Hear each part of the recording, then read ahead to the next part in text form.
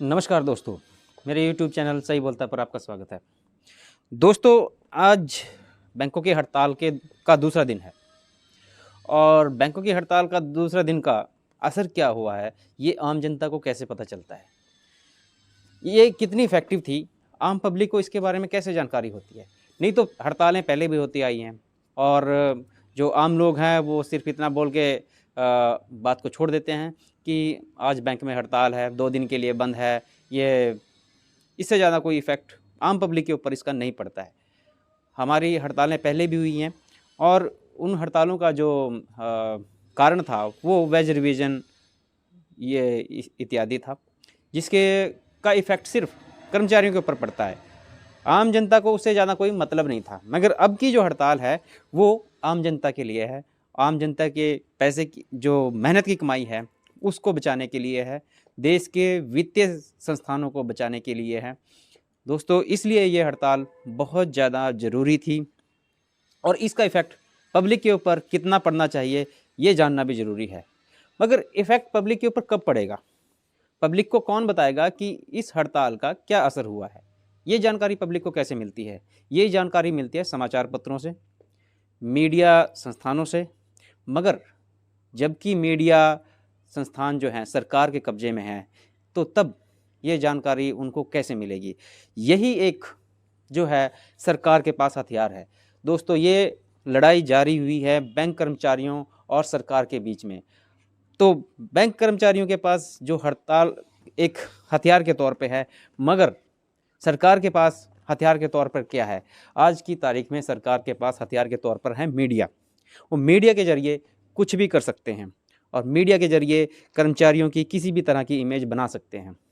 दोस्तों, मुझे याद आता है एक वाक़या कि हमारे पास के गाँव का सरपंच एक निलंबित कर दिया गया बीजेपी के कार्यकर्ताओं के द्वारा। तो एक दिन वो बीजेपी कार्यकर्ता हमारे आस-पास बैठा था, तो मैंने उनसे बात करनी शुरू की। मैंने बोला कि यार, आप लोगों को जो है कल इलेक्शन के लिए भी आना है, कल आप वोट मांगने के लिए भी आओगे। जब आप वोट मांगने के लिए आओगे, क्या लोग आपको ये नहीं कहेंगे कि यार तुमने उस सरपंच को जो है निलंबित करवा दिया था? आप किस मुँह से वोट मांगने के लिए जाओगे? तो उसने मुझे बताया कि मंगाराम, आप भोले हो इस मामले में। तो मैं कहा, क्या हुआ भाई, ऐसे मेरे से क्या जानकारी छिप गई कि मैं इस मामले में भोला हूँ? उसने कहा कि देखो, लोग क्या जो लोग हैं उनकी मेंटलिटी क्या है। गाँव में एक सरपंच होता है, एक आंगनवाड़ी वर्कर होती है, एक डिपो होल्डर होता है या एक दो कर्मचारी होता है। यही गांव के कुछ रसूखदार लोग होते हैं और लोगों की नज़रों में ये रहता है कि ये मोटी कमाई कर रहे हैं।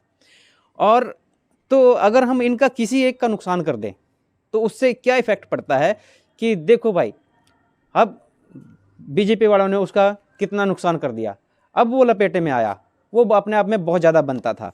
और एक सरपंच को निलंबित करने पे, एक आंगनवाड़ी वर्कर को नुकसान पहुंचाने पे, एक डिपो होल्डर को नुकसान पहुंचाने पे या फिर एक कर्मचारी को नुकसान पहुंचाने पे आधा गांव खुश हो जाएगा। मगर अगर हम किसी एक का भला करेंगे तो सिर्फ वो आदमी खुश होगा, जबकि दूसरे लोग नाराज़ हो जाएंगे कि इसका तो भला कर दिया, हमारा क्यों नहीं किया। तो दोस्तों, यही मेंटलिटी पूरे देश में लागू हो रही है। अब ये जो भारतीय जनता पार्टी है, इनका आईटी सेल, अब क्योंकि मैं फेसबुक पे कुछ ज़्यादा इस बारे में चर्चा नहीं देख पाया कि भाई 2 दिन की हड़ताल में बीजेपी आईटी सेल ने क्या-क्या पोस्ट किया है। मगर क्योंकि अभी बीजेपी ये दिखाना चाहती है या सत्ता ये दिखाना चाहती है कि इसका कोई असर हमारे ऊपर नहीं है, इसका कोई इफ़ेक्ट हमारे ऊपर नहीं है। अगर वो अभी से रिएक्शन देना शुरू कर देंगे तो आम पब्लिक को ये लगेगा कि सरकार के उस पर ऊपर इसका असर हो रहा है, तो वो अभी इसका कोई रिएक्शन नहीं देंगे और ना ही वो दे रहे हैं। इसलिए अभी आईटी सेल इनएक्टिव है। मगर क्योंकि लड़ाई अभी जारी हुई है, ये तो एक संदेश मात्र था। 2 दिन की हड़ताल जो है एक संदेश मात्र है। इस लड़ाई इसके बाद जारी होगी। जब लड़ाई इफ़ेक्टिव होगी तब आईटी सेल क्या करेगा, तब आईटी सेल के पास क्या-क्या हथियार हैं, हम दोस्तों उसके बारे में भी अब देखते हैं। तो पहली बात तो आईटी सेल जो है कर्मचारियों के बारे में ये बातें फैलाना शुरू करेगा कि ये तो मोटी कमाई करने वाले लोग हैं, मोटी कमाई करते हैं, लोगों का काम करते नहीं हैं, कामचोर हैं, ये वो पोर्ट्रेट करना शुरू कर देंगे। तो जब मोटी तनख्वाह की बात आती है तो आम पब्लिक ये सोचती है कि हाँ यार, ये तो मोटी तनख्वाह खाने वाले लोग हैं, इनका तो नुकसान होना ही चाहिए, इनको तो प्राइवेट करना ही चाहिए। ये मोटी तनख्वाह भी खाते हैं, इसलिए हमारे ऊपर रोब झाड़ते हैं, और जब ये प्राइवेट हो जाएंगे इनको तनख्वाह मिलनी, इतनी मोटी तनख्वाह मिलेगी नहीं, इनकी अक्कड़ अपने आप दूर हो जाएगी। तो इस तरह से वो पोर्ट्रेट करना शुरू करेंगे। अब दूसरी बात क्या है कि जब पहले भी वेज रिवीजन के बारे में जब बात हुई है, या फिर यूनियंस ने कर्मचारियों की फेवर में कोई हड़ताल वगैरह कुछ की है, तो हमारे ही जो ग्रुप हैं, जो यूनियंस के ग्रुप हैं या फिर बैंक के कर्मचारियों के ग्रुप हैं, उनमें कैसे मैसेज आते थे? उनमें मैसेज आते थे कि ये जो यूनियन हैं ये तो लेफ्टिस्ट हैं, ये तो कम्युनिस्ट हैं, ये तो कांग्रेसी हो गई हैं, ये तो लिब्रांडू हो गए हैं। दोस्तों, अब भी वही चलेगा। फिर अब इनको लेफ्टिस्ट बताया जाएगा, इनको कम्युनिस्ट बताया जाएगा, इनको लिबरल गैंग बताया जाएगा। तो इस तरह से, और फिर जब इससे भी बात नहीं बनेगी तो देशद्रोही तो है ही, क्योंकि जो भी सत्ता के खिलाफ आवाज़ उठाएगा देशद्रोही तो वो बन ही जाएगा। तो ये तो हुआ कि वो मीडिया की कवरेज और आईटी सेल के हथियारों को वो कैसे इस्तेमाल करेंगे। इसके बाद आता है सरकार के पास जो अपने हथियार हैं। सरकार के पास हथियार का एग्जांपल हम लेते हैं, जो ऑर्डिनेंस फैक्ट्री में हड़ताल की गई कर्मचारियों के द्वारा, जब ऑर्डिनेंस फैक्ट्रीज़ को निगम बनाने के ऊपर बात आई, उनको सरकारी से निगम बनाने की बात आई, तो ऑर्डिनेंस फैक्ट्री के कर्मचारियों ने हड़ताल करनी शुरू कर दी। जब उन्होंने हड़ताल करनी शुरू कर दी तो एक ऑर्डिनेंस लेके आ गया, और ऑर्डिनेंस क्या था कि जो ऑर्डिनेंस का नाम था एसेंशियल डिफेंस सर्विस ऑर्डिनेंस 2021, और इसमें कानून बनाया गया कि कोई भी ऑर्डिनेंस फैक्ट्रीज का कर्मचारी हड़ताल नहीं करेगा, उसको हड़ताल करने की परमिशन नहीं है। अगर वो हड़ताल करता है तो उसको 1 साल तक की सज़ा और 10,000 रुपये तक का जुर्माना लगेगा। इसके अलावा जो इन हड़ताल में शामिल होने के लिए यूनियंस को चंदा देगा, उसको भी जो है सज़ा दी जाएगी, उसको भी जुर्माना लगाया जाएगा। तो इस तरह का, क्योंकि जो बैंकिंग सेक्टर है, हम जो सर्विस दे रहे हैं, ये भी एक एसेंशियल सर्विस में आती है।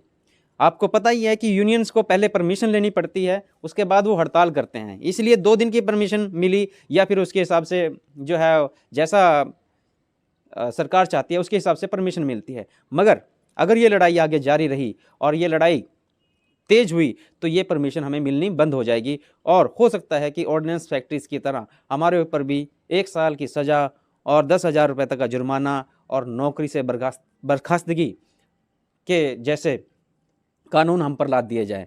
तो इसलिए दोस्तों, ये लड़ाई इतनी आसान नहीं है।